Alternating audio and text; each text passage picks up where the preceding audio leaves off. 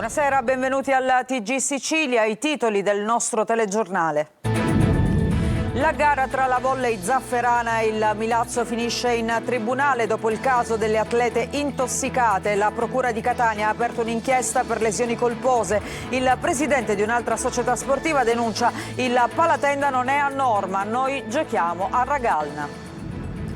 Corleone in lutto per Lucia e Giuseppina, madre e figlia, vittime della disperazione e della solitudine. La fondatrice di Parlautismo, Rosi Pennino, fa un appello alle istituzioni: ascoltate la nostra voce. Tragedia nel Catanese, ad Acireale un 70enne è stato trovato morto in una camera di una casa vacanze dove era in corso un incendio. Indagini a 360 gradi. Test di medicina, attesa per il secondo appello, mercoledì 10, dopo il flop delle prove di fisica superate soltanto dal 10% degli studenti. Il presidente della scuola di medicina di Palermo: poco il tempo a disposizione per la preparazione. Con il lungo weekend dell'Immacolata si apre il periodo delle feste natalizie. A Catania oltre 100.000 presenze in centro per visitare mercatini e percorrere le vie dello shopping. Nella cripta della chiesa di San Sebastiano di Acireale la magia del presepe napoletano del Settecento, la più grande e famosa natività del Sud Italia, un'esperienza emozionante tra arte e tradizione. Calcio in Serie B, la doppietta di Poyampalo spiana la strada al Palermo che vince 3-1 alla Castellani di Empoli. I rosanero tornano in corsa per la promozione diretta. In Serie C il Catania si gode il primato ma non allunga in classifica con il Benevento che resta a -2 dai rossazzurri.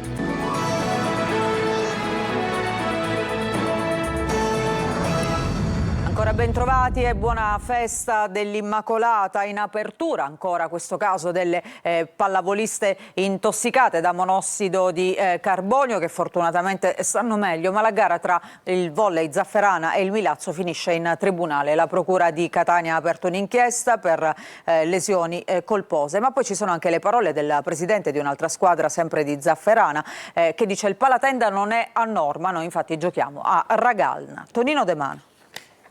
Fortunatamente abbiamo scampato una tragedia, stiamo tutti molto meglio e rimane solo l'amore in bocca di quel che sarebbe potuto essere, ma fortunatamente non è stato, quindi guardiamo avanti con un'altra ottica e vi rinnovo i ringraziamenti. Sta bene, rassicura e ringrazia tutti Maria Laura Panetta, l'atleta del volley 96 Milazzo, colta da malore durante la gara con la SD Zafferana Volley per le esalazioni da monossido di carbonio. Di sicuro qualcosa al palatenda di via Manzoni non ha funzionato ed il riferimento è all'impianto di riscaldamento finito sotto sequestro dopo un'accurata relazione dei vigili del fuoco. La Procura di Catania ha aperto un'inchiesta, al momento senza indagati, ipotizzando il reato di lesioni colpose. Oltre a Maria Laura Panetta, altri 14 sono finiti in ospedale, per 8 è stata addirittura attivata la camera iperbarica. Situazione inaccettabile per Danilo Lizio, presidente della SD Pallavolo Zafferana, squadra militante in Serie B2 ma costretta ad emigrare a Ragalna. Avendo fatto una richiesta ufficiale al Comune con una PEC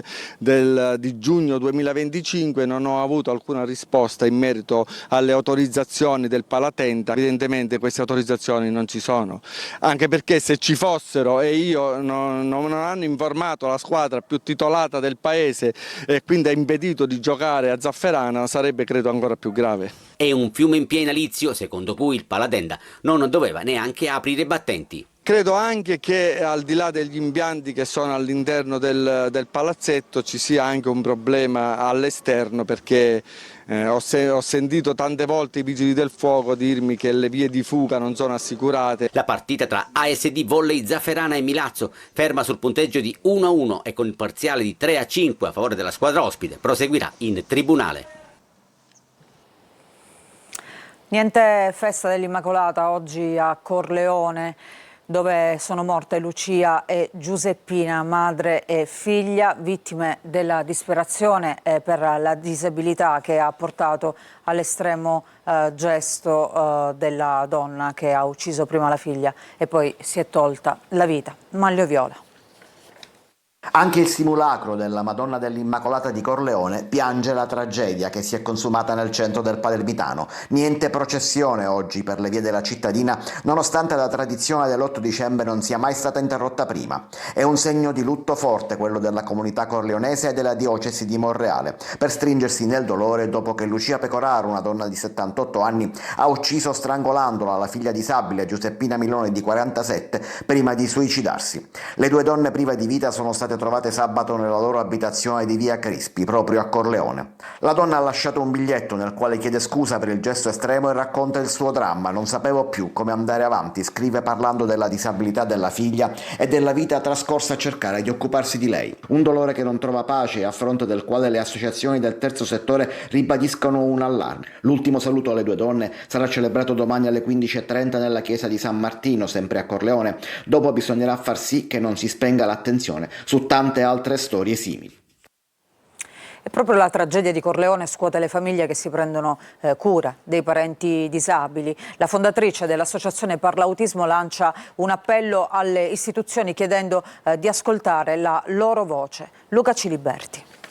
Direi che non è più ora di attendere. Occorre una fortissima interlocuzione con le famiglie, perché solo avendo la dimensione della loro voce possiamo avere la dimensione della costruzione di servizi reali e che rispondano ai bisogni. La tragedia di Corleone scuote migliaia di famiglie costrette a vivere ogni giorno una condizione difficile, quella di assistere un figlio o un parente disabile. Rosy Pennino, già assessore alle attività sociali del comune di Palermo, è mamma di Sara e comprende le difficoltà dei caregiver, dell'assistenza quotidiana, le paure legate all'incertezza e del futuro degli anni che avanzano. Le famiglie che spesso vivono una condizione di solitudine, le famiglie che si vedono invecchiare e che hanno paura, dopo una vita di sacrifici, di vedere nell'istituzionalizzazione, nella chiusura in qualche centro, l'unica soluzione per i propri figli. Sarebbe bellissimo sentir parlare le famiglie, i loro racconti, la loro vita, la dimensione, il peso e i loro desideri rispetto ai sostegni di cui hanno bisogno. Per questo spinge su una piena attuazione del decreto legislativo 6224 che di fatto determina l'acquisizione di tutele proporzionate al livello di sostegno di cui la persona con disabilità necessita. Dare ascolto alle famiglie che hanno l'esperienza, la sensibilità e la forza di poter dimensionare risposte che siano veramente quelle di cui hanno bisogno. Ancora una storia di aggressioni in carcere ai danni di un agente di polizia penitenziaria. Questa volta è avvenuto a Siracusa, il servizio di Francesca Loi. I detenuti uniti contro un agente di polizia penitenziaria. È l'ennesima aggressione, forse anche premeditata, nel carcere Cavadonna a Siracusa, che per la brutalità poteva finire nel peggiore dei modi. I sindacalisti parlano di un vero e proprio pestaggio. È successo che due detenuti hanno aggredito un agente, prima è partito un detenuto e poi l'altro si è accodato prendendolo a colpi di legno, quindi hanno lasciato il collega, insomma gli hanno fatto parecchio danno. L'agente è stato portato d'urgenza all'Umberto I. Sul suo corpo i segni ben visibili, tra tante ecchimosi, ferite al volto e danni all'orecchio, timpano incluso. Tutto è accaduto nel blocco 10 che però da qui non si vede. Lì ci sono i detenuti considerati più violenti. Pensiamo possa essere anche legato a queste perquisizioni straordinarie che sono state effettuate negli istituti dove sono state trovate droga, hanno ritirato telefonine e quindi può anche essere che sia anche quello. Ogni volta sembra un film visto e rivisto. Una situazione che, dice chi lavora nelle carceri, non può più continuare. E così si invocano pene pesanti per i detenuti violenti. Abbiamo chiesto più volte la riapertura del carcere di Pianosa e considerare le aggressioni come atto ostile allo Stato, quindi come atto terroristico. Perché il problema riguarda un po' tutti i penitenziari della Sicilia e non solo. No, allora, le aggressioni avvengono nei penitenziari in tutta Italia, non si sono fermati, sono una fase costante in evoluzione. Tragedia nel Catanese. Ad Acireale un settantenne è stato trovato morto ieri pomeriggio nella camera di una struttura adibita a casa vacanze dove era in corso un incendio. Non si esclude un gesto volontario. Eva Spampinato.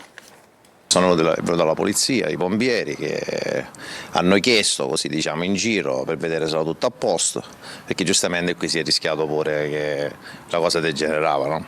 Un gesto volontario o un incidente domestico, non si esclude ancora nessuna pista. Quello che si sa è che la tragedia più grande è stata evitata. Un 70enne di Aci Catena ieri pomeriggio è stato trovato morto all'interno della sua abitazione in questa struttura di Acireale adibita a casa vacanze, dove era in corso un incendio. A prendere a fuoco sarebbe stato un cassettone in legno. I carabinieri non escludono che sia stata proprio la vittima ad appiccarlo. Alloggiavo qui come casa, non come casa vacanza. Una persona molto distinta, una persona tranquilla. Poi le cose non si sanno mai, le persone possibilmente prese dalla tristezza hanno fatto questo gesto, però può essere che è stato un incidente, può essere che è stato un gesto invece volontario. L'uomo era separato con figli e pare che in passato avesse tentato di togliersi la vita. A Catania una ventenne risponde ad un annuncio online per avere un lavoro, ma in realtà si tratta di una truffa. Desiree Ferlito.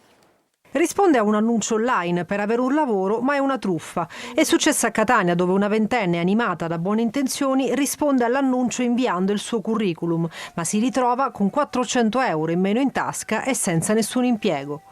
Una telefonata con numero anonimo sul cellulare della vittima e un appuntamento in piazza Michelangelo Buonarroti a Catania, con la precisazione di portare 100 euro per pagare un commercialista con studio in piazza. Poche ore dopo un'altra telefonata dallo stesso interlocutore e la richiesta di inviare tramite un'app di pagamento altro denaro per l'acquisto di marche da bollo, per un totale di 300 euro. Nel corso delle successive conversazioni telefoniche l'uomo, incontrato in piazza, le ha detto di non aver ricevuto il denaro e l'ha invitata a ripetere i pagamenti. La ventenne, dopo aver inviato altri 90 euro, cominciando ad avere dei dubbi, ha scoperto che nel palazzo indicato in piazza Michelangelo non c'era alcun studio di commercialista. La ragazza ha chiamato i carabinieri che attraverso le transazioni effettuate e le richieste effettuate sui social network sono riusciti a individuare l'interlocutore, un 33enne catanese. Per lui è scattata la denuncia. Attesa per il secondo appello mercoledì 10 dopo il flop dei test di medicina che sono stati superati da appena il 10% degli studenti in tutta Italia. Il presidente della scuola di medicina di Palermo dice poco il tempo a disposizione per la preparazione. Lorena Dolci. È stata un'ecatombe. Solo il 10% degli aspiranti studenti di medicina, odontoiatria o veterinaria ha raggiunto la sufficienza ai test del 20 novembre scorso. La prova in fisica è andata male praticamente in tutte le università d'Italia. Questi dati su Palermo e Catania. Mentre si prepara una valanga di ricorsi per chiedere l'ammissione in sovrannumero degli esclusi, da studenti e docenti piovono critiche al sistema del semestre filtro al suo debutto con la riforma Bernini.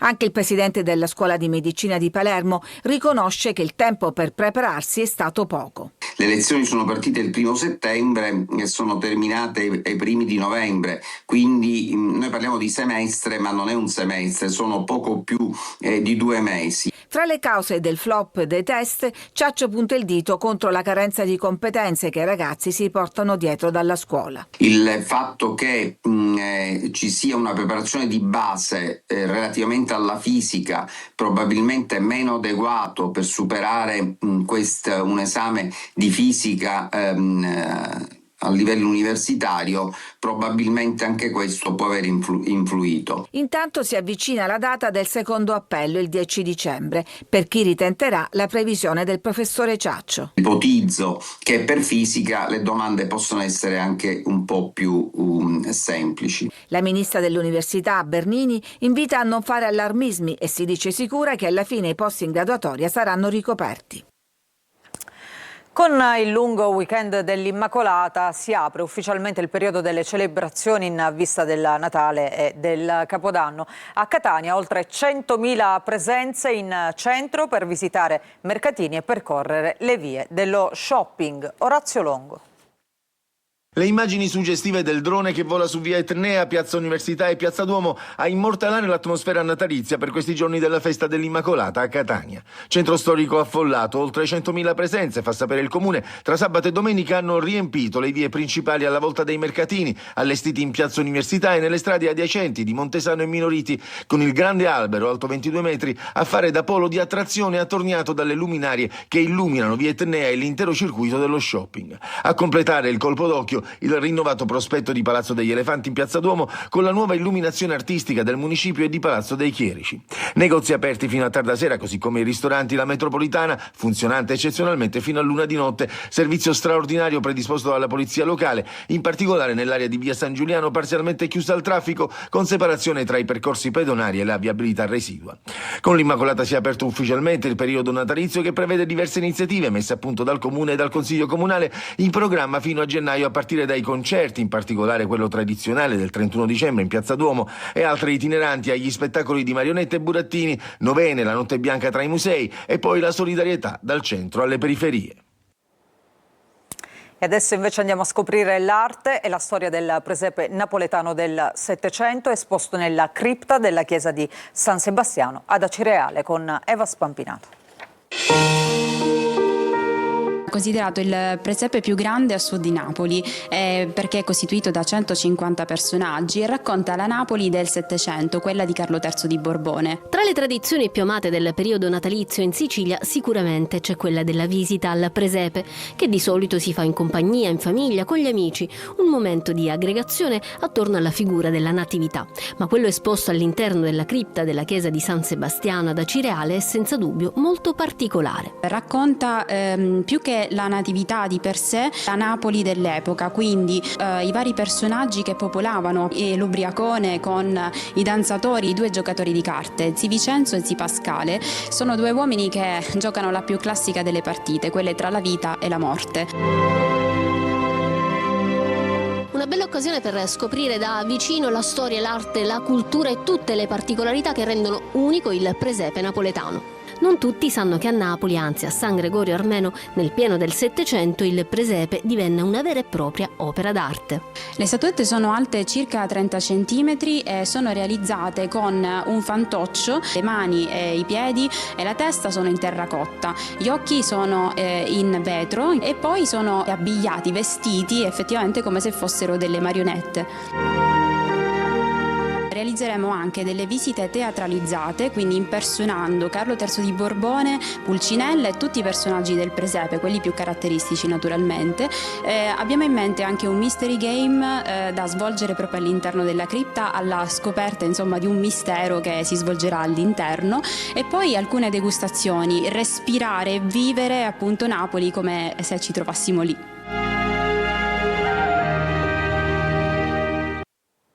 Apprezzamenti e riconoscimenti internazionali per il film Strade strette, diretto da Francesco La Rosa. Nel cast numerosi volti noti dello spettacolo e del cinema catanese. Luca Ciliberti. Il maltrattamento alle donne, il sostegno ai disabili, ma anche il riscatto sociale e umano di chi vive nelle periferie o nei quartieri popolari della città, dove le possibilità di riscatto e le vie d'uscita sono sempre più spesso strade strette. Strade strette è anche il titolo del lungometraggio di Francesco La Rosa, regista per passione, che sta girando concorsi e festival cinematografici in giro per il mondo, riscuotendo riconoscimenti internazionali, anche grazie alla partecipazione al film di numerosi attori e personaggi siciliani noti nel mondo del teatro, del cinema e della TV, tra questi Gui Aiello, Antonello Costa, Maria Incudine, tra gli altri, insieme a tanti giovani e giovanissimi alle prime esperienze davanti alle macchine da presa. Nel cast anche la partecipazione di Albano Carrisi. Se noi stiamo su questa terra, dobbiamo dire grazie alla donna. Quindi ogni tipo di pensata violenza dovrebbe essere cancellata. Tutto gira intorno alla storia di amore di due adolescenti ostacolati dalle famiglie, la rivincita dell'uomo che da orco si convertirà al bene, insistendo così sull'importanza di dare una seconda possibilità a qualsiasi essere umano. Storie diverse ma legate tra loro attraverso cammini che percorrono strade strette, appunto. Una curiosità, le riprese sono state realizzate principalmente a Catania e sono durate più di 1 anno e mezzo. Facciamo una pausa, ritorniamo tra poco con la nostra pagina dedicata al calcio.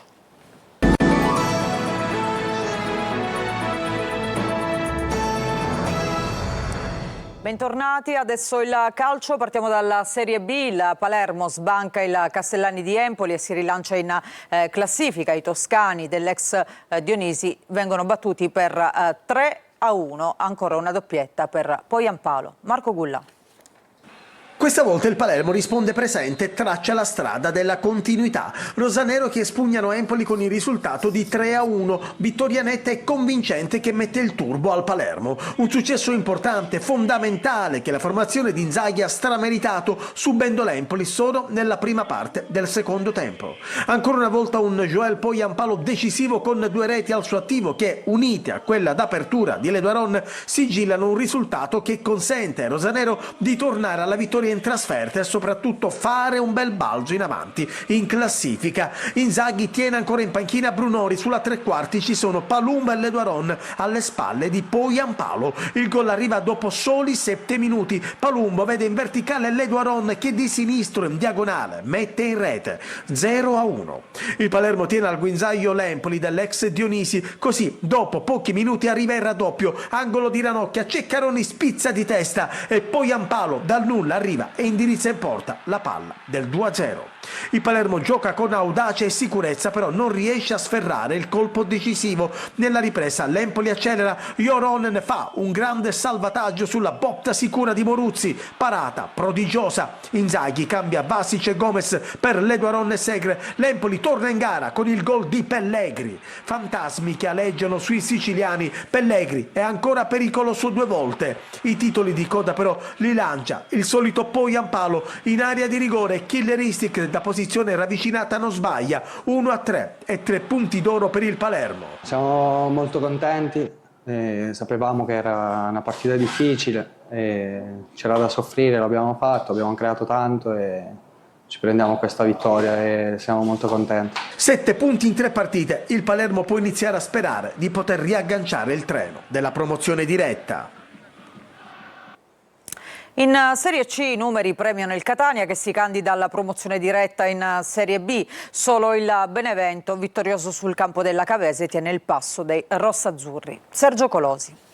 Classifica e numeri danno ragione al Catania capolista, che al tramonto della 17ª giornata ha assaporato a lungo la prima fuga vanificata dal gol di Simonetti nel finale di Cavese-Benevento. Ed è proprio la formazione sannita a 2 lunghezze la principale inseguitrice dei rossazzurri, mentre a 5 si stacca la Salernitana, fermata sul pareggio dal Trapani e con una sola vittoria in 6 giornate, a testimoniare la crisi granata. A fare l'andatura però è sempre il Catania, che ha superato in scioltezza il Crotone vincendo 4 degli ultimi 5 incontri e con una difesa blindata. Un solo gol subito, quello di Cagliazzo nella trasferta di Casarano. Addirittura 13 clean sheet su 17 gare stagionali. È un Catania ben organizzato e di qualità, che all'occorrenza sa soffrire ed essere operaio, ma anche letale e tambureggiante trascinato dal pubblico del Massimino. È un primato con firma d'autore, Mimmo Toscano, uno che non ha mai sbagliato 2 campionati di fila. Con un'infermeria sempre affollata, il tecnico calabrese ha trovato soluzioni e alternative vincenti, compreso l'ultimo spostamento a sinistra di Lunetta. Ancora 2 appuntamenti prima del Giro di Boa, domenica a Potenza e poi in casa contro l'Atalanta Under 23. Per la prossima gara torna disponibile Di Tacchio, che ha scontato la squalifica. Maggiore minutaggio per Raimo e soprattutto per Caturano, il grande ex di giornata. Un'altra pausa, ritorniamo tra poco con gli ultimi aggiornamenti.